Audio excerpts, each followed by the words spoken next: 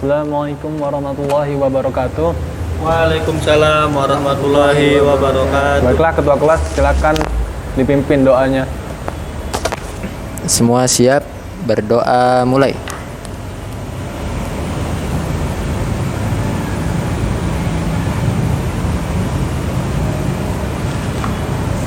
Berdoa selesai, beri salam. Assalamualaikum warahmatullahi wabarakatuh. Waalaikumsalam warahmatullahi wabarakatuh. Baiklah Bapak Hasan terlebih dahulu ya. Masya Allah, ternyata sudah mengisi absen semua. Dan alhamdulillah pada berangkat semua dan tidak ada yang alpa. Mungkin kita langsung saja membahas materi kita pada pagi hari ini, yaitu tentang kearifan lokal Islam di Nusantara di berbagai daerah.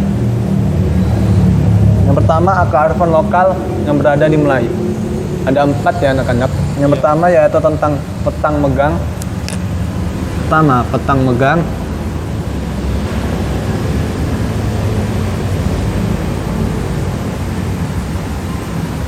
Petang megang.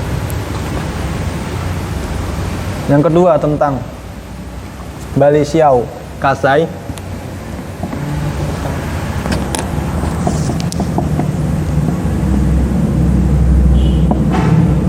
Yang ketiga tentang kenduri ruah.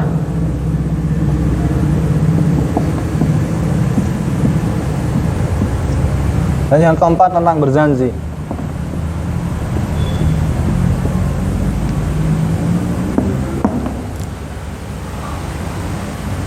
Baiklah, yang pertama yaitu tentang petang megang. Petang megang biasanya diadakan di Sungai Siak, tepatnya di Riau.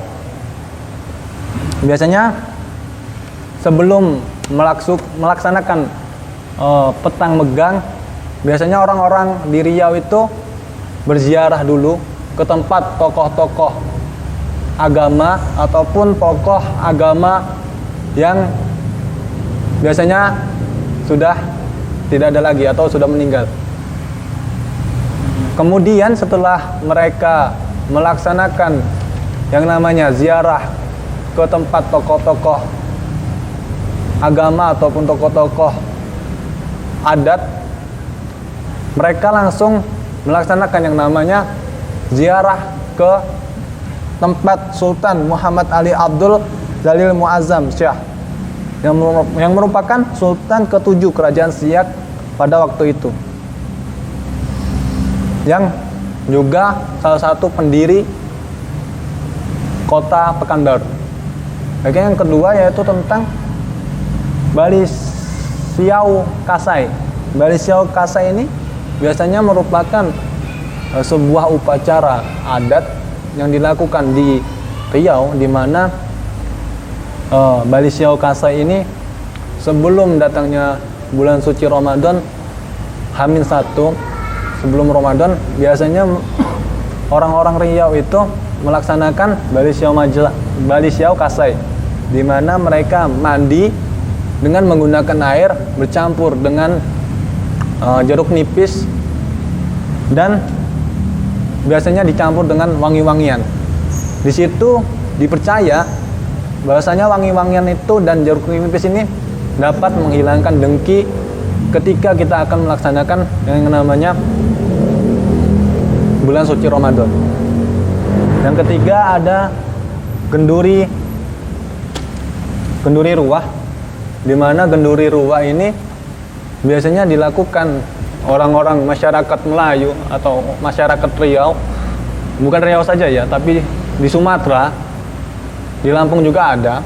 Genduri ruah ini yaitu tentang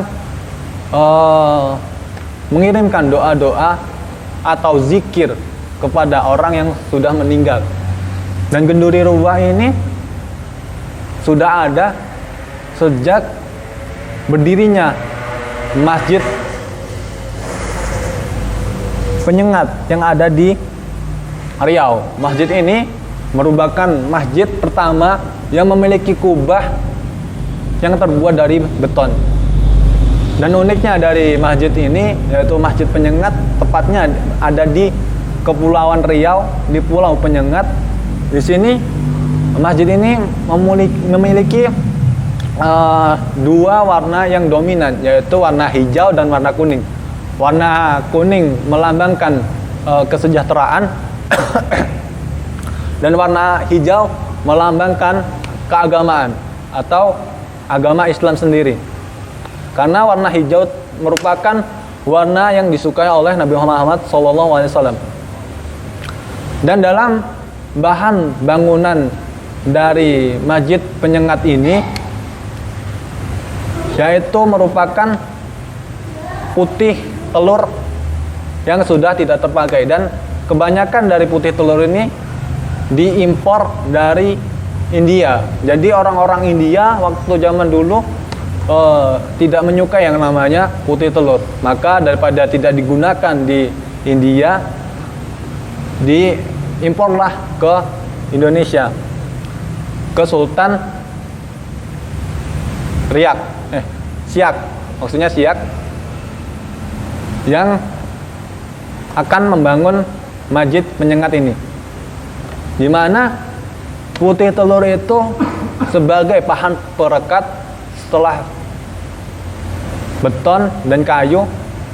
Dulunya kayu, bentuknya kayu, namun diubah oleh Sultan Siak menjadi beton. Dan salah satu perekat selain beton yaitu adalah putih telur. Dan dalam sejarahnya Pulau Penyengat ini kenapa dinamakan Pulau Penyengat? Dulunya Pulau Penyengat ini ada salah satu sumber mata air yang dimana dia itu pulau tapi ada sumber air tawarnya di dalam pulau tersebut. Jadi unik sekali gitu. Banyak pelaut yang singgah ke tempat itu untuk mengambil bekal berupa air tawar untuk diminum.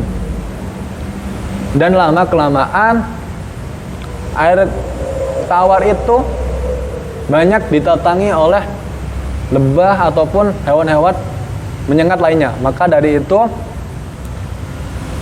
situlah mulai dinamakan Pulau Penyengat. Baiklah, dan yang terakhir yaitu tentang berjanji. Berjanji bukan hanya bangsa Melayu saja ya yang memakai, tapi bangsa-bangsa lainnya juga memakai. Salah satunya ya di Sumatera ini banyak sekali berjanji yang digunakan. Berjanji ini adalah perjalanan Rasulullah SAW yang ditulis dalam sebuah buku, dan di situ sudah mulai banyak di cover ya, atau banyak dibacakan lewat nada-nada atau diiringi dengan musik-musik gamelan yang membuat berjanji ini spesial gitu, menarik untuk kita dengarkan. Bukan hanya kita mendengarkan perjalanan Nabi Muhammad SAW, tapi di sini juga kita dapat menikmati lantunan yang disyairkan lewat bahasa Arab diiringi dalam musik gamelan. Mungkin itu penyampaian Bapak pada pagi hari ini. Apabila ada yang ditanyakan, dipersilahkan.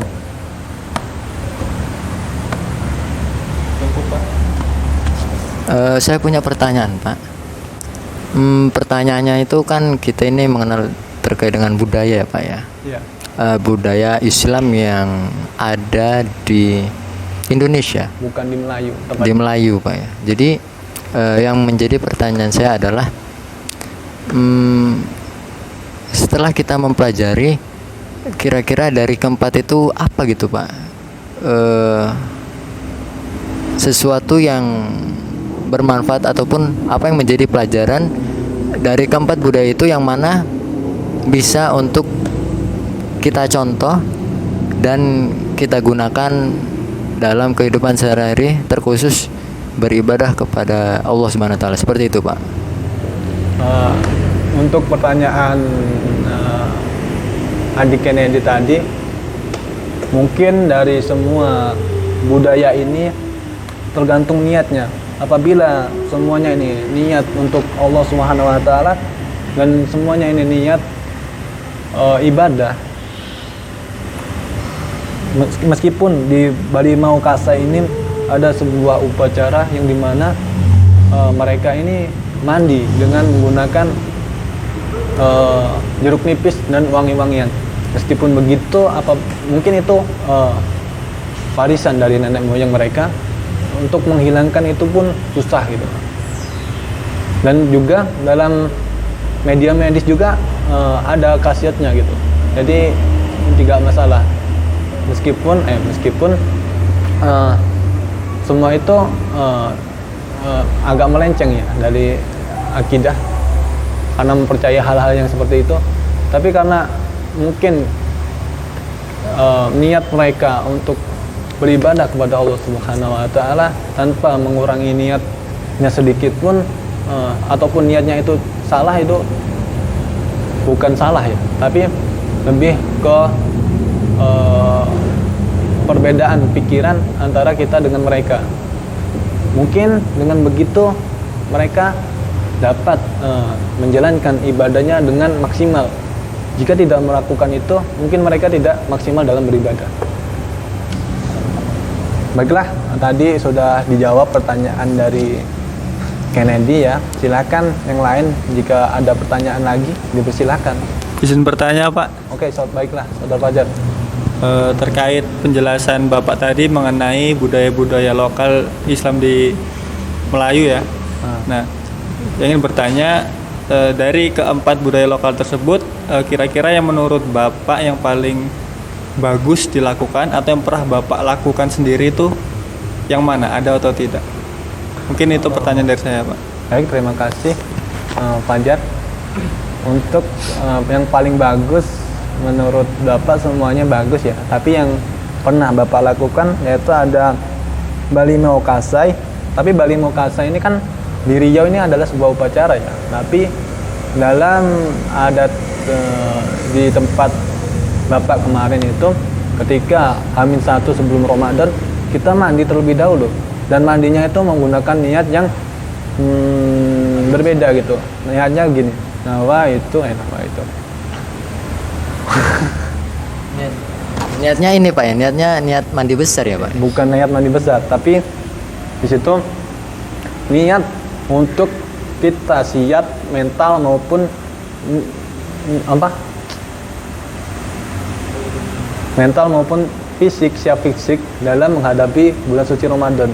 Dan di situ niat itu untuk mempersiapkan kita apabila nanti ketika datangnya bulan Ramadan, badan kita ini sudah siap dan siap untuk puasa dan siap untuk menuju ke Hari Raya Idul Fitri. Dan yang kedua yaitu tentang kenduri ruah. Bapak juga pernah melaksanakan kenduri ruah. Biasanya kenduri ruah ini berbarengan dengan tahlilan atau membaca tahlil, atau bisa kita kenal dengan ketika ada orang yang lahiran biasanya. Nah, Tasyakuran ya Pak? ya mirip ke tasyakuran. Ada orang lahiran, kita diundang untuk kenduri maupun berzanji, ini semuanya berkaitan ya. Jadi ketika ada orang melahirkan, di situ berjanji juga dapat, kenduri juga dapat, tahlilan juga dapat. Dimana kenduri ini biasanya kita setelah membaca Yasin, kita akan mengirimkan doa-doa untuk orang tua kita yang sudah tidak ada, ataupun orang tua dari ibu yang telah melahirkan anak tadi.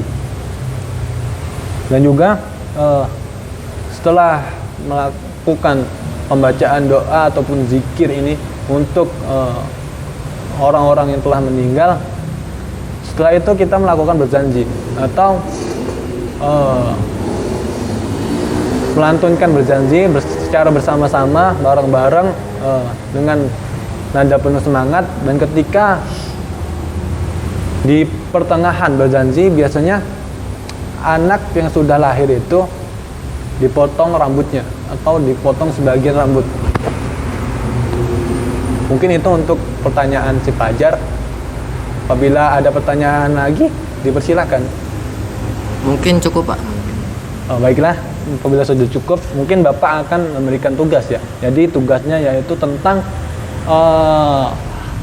buku LKS halaman 59.